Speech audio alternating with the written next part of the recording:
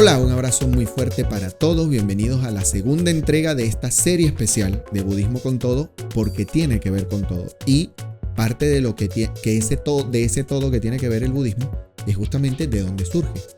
Tuvimos una primera entrega en donde hemos concluido o terminado esa entrega explicando que todo lo que se llame budismo hoy proviene de las enseñanzas de un personaje que nació hace más o menos 2500 años en la India, en la región del norte, que se supone que hoy es Nepal, y que fue conocido como Siddhartha en su tribu, en su familia, que eran los Sakyas, la tribu de los Sakyas.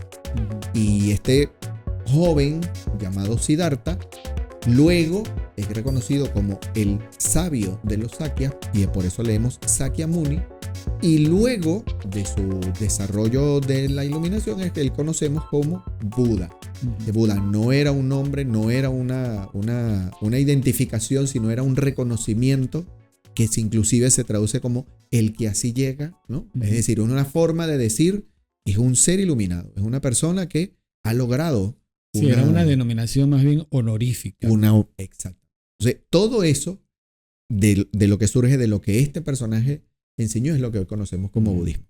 Vamos a hacer este recorrido, te comentaba, de cómo es el ambiente en el que nace este chamo. Ok, se habla que, digamos, la tribu de los Sakyas era un pueblo pequeño que vivía rodeado de otros reinos que quizás también lo atentaban contra su seguridad. Y por eso es que el padre de Sakyamuni, que era, digamos, el regente de esa zona, se preocupó por darle una educación muy especial, prepararlo para un futuro, pensando en delegar en él, ¿no? Pero realmente la descripción que da el presidente dice que era un pueblo muy, digamos, muy agricultor, muy sencillo.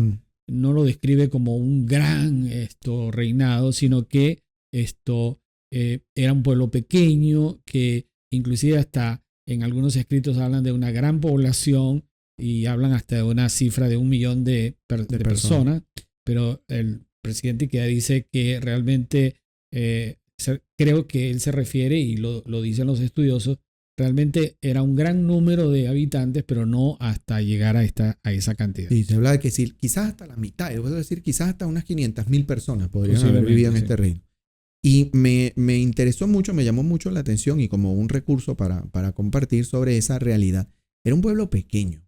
Y si bien nació como un príncipe, con todas las comodidades de un príncipe, con todas las atenciones que merece un príncipe, el hecho de pertenecer a un reino pequeño tampoco lo hacía alguien que solo destacara de manera exagerada sobre otros reinos, sobre otros descendientes de otros reinos que eran más grandes, ¿sí?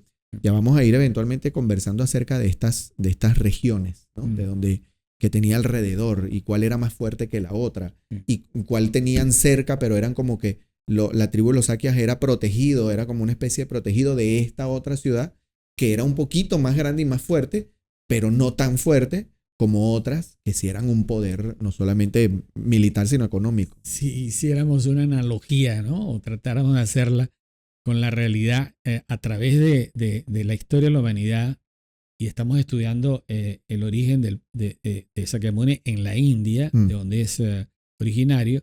Esto no ha cambiado. Siempre hay y habrá, digamos, territorios, naciones que son más poderosas que otras, que tratan de arropar, de dominar, ¿no? Entonces, Sakyamuni no escapa, su realidad, su entorno circunstancial no escapa a esa realidad. Por eso es que el padre se preocupa de darle una educación en artes militares, en educación, digamos, de lo que se hablaba en la época, de los idiomas también, ¿no? Preparándolo para un futuro, evidentemente con expectativa, ¿no? Sí. El joven Sakyamuni, el niño, el infante Sakyamuni, no tuvo a su madre presente. No. Su madre, se dice, falleció cuando lo da a luz. La reina Maya. La reina Maya. Así que él es criado por otra familiar, ¿no? Sí. O sea, tenía a su padre muy presente, pero es criado como una tía. Por una tía. Así que vuelve a ser un dato importante a destacar sobre que no era alguien que fue desde el principio extremadamente protegido y con todas las señales de que iba a ser alguien que era especial, ¿no? Era un chamo con dificultades afectivas por no tener la presencia de su mamá. Muy cierto. Y eso me da pie a recordar que en el texto, en el libro, la obra, Presidente Ikea destaca que si bien es cierto que el perder a un ser querido es parte de la naturaleza de la vida, nacemos, envejecemos, enfermamos y morimos, pero para el joven Sakyamuni parece no haber sido un elemento, porque la mamá murió una semana después que tuvo a Sakyamuni, pero parece que ese hecho realmente, como fue protegido por la tía, no determinó la búsqueda espiritual de Sakyamuni. Bien. Ya estaba inherentemente en él esa inquietud, ¿no? Porque había visto cómo la gente sufría en su época. Es que yo creo que nunca lo compartí contigo directamente, pero sí lo compartí con otra gente y no recuerdo si verdad en Budismo con Todos lo llegué a compartir. Pero nosotros nacimos en Lima, Perú. Sí. Tú te viniste a Venezuela y yo iba a cumplir 6 años, 3 meses después de llegar a Venezuela. Tú ya practicabas, así que nosotros, mi hermano y yo, crecimos dentro de esta educación y ambiente budista. Sí. Fui un adolescente que vivió como budista. Pero la cosa es que después de salir de Perú, cuando yo tenía 5 años, yo no regresé hasta que tenía 16. Es decir, 11 años después. ¿Sí? La realidad es que eventualmente se puedan conversar eventualmente. La cosa es que no se pudo regresar como familia, ¿sí? Sino 11 años después. Ya yo tenía 16. En esa primera vez que volví a Perú, obviamente hice muchos amigos. En general eran amigos de las calles en donde vivían nuestros tíos o mis tíos, etc. Porque mis primos eran más chiquitos. Claro. Yo, ¿sabes? Tú eres el mayor. Yo soy el segundo, ¿no? Sí. Hay una mayor. El varón mayor. Exacto, el de los varones es el mayor.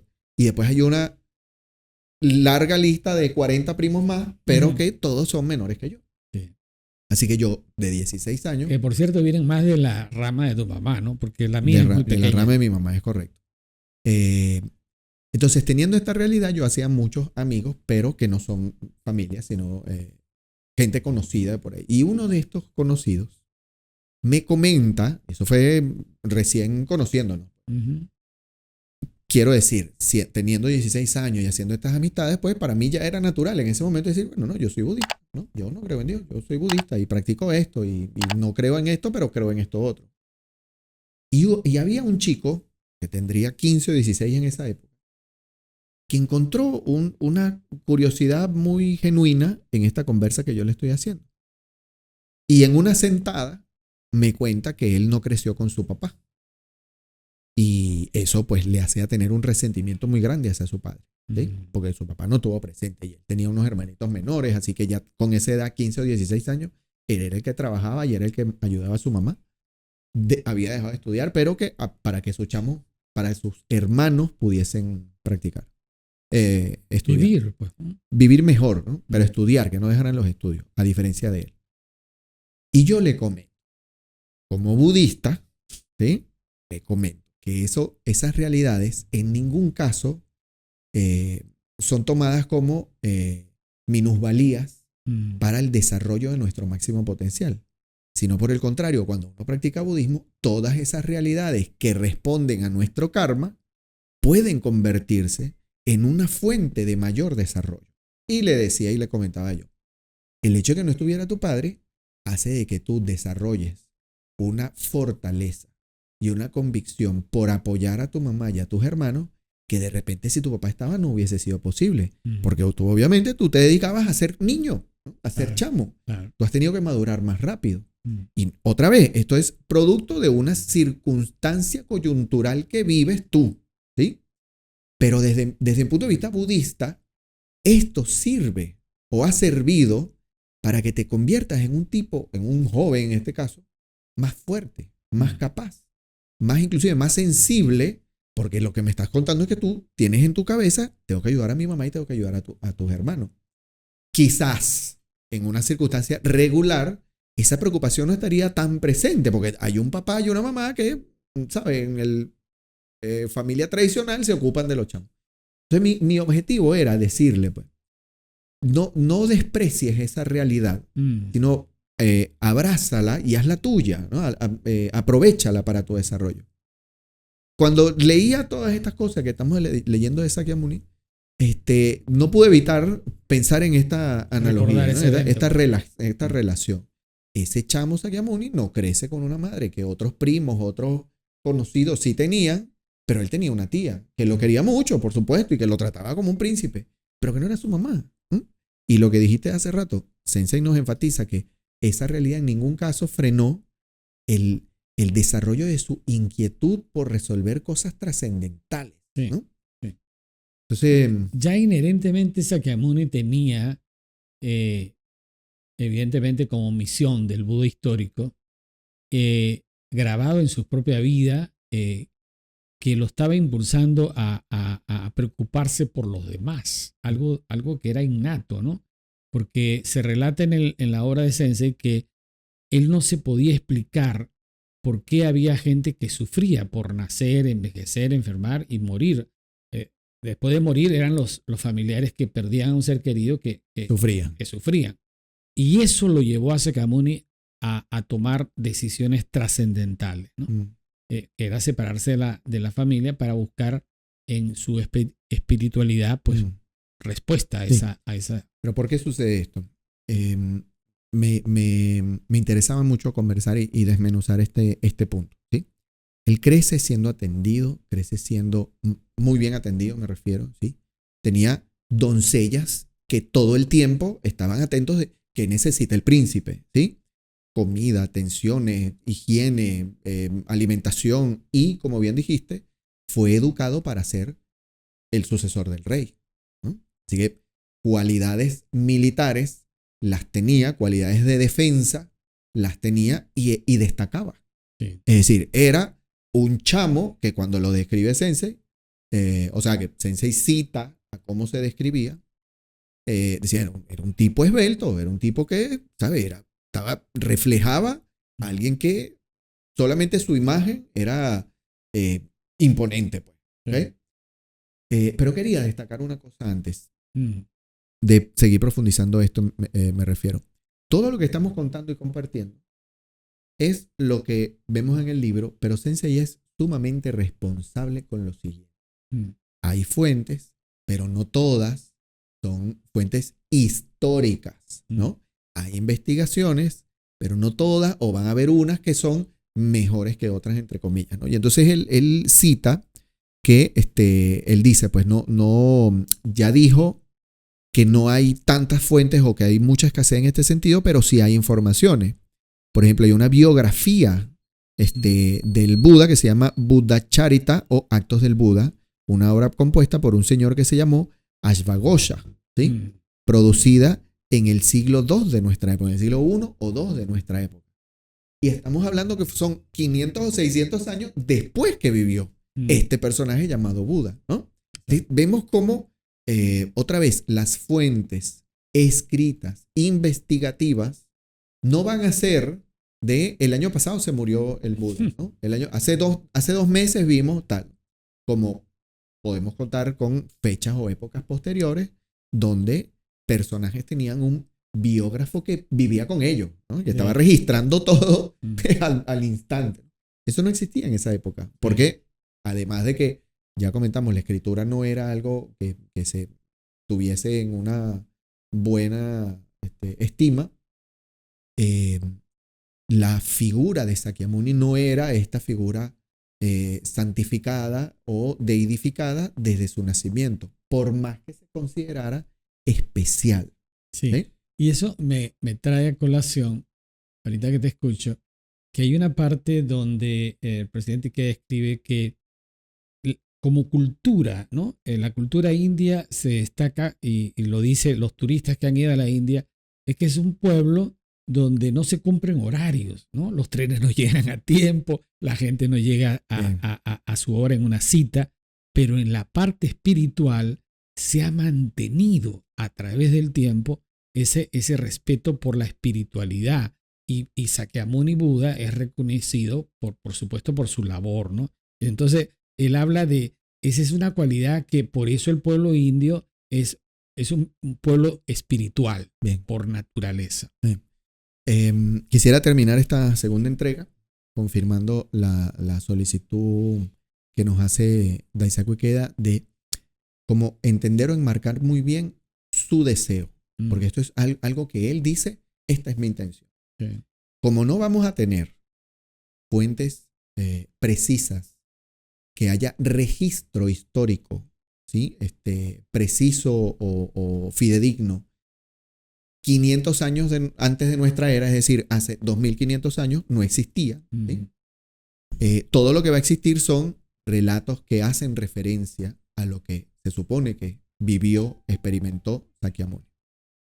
Y él dice, que es lo que quería enfatizar, que lo que nosotros leemos en este libro y en los otros siguientes, aunque obviamente con el pasar de los siglos, él ya va a tener más recursos fidedignos históricos, pero sobre todo en el Buda viviente, él dice, yo elijo creer en cuál era la figura de ese Sakyamuni al cual respeto y en este caso cuento sobre su vida. Y basado en la investigación que hizo toda esta gente a la que está citando.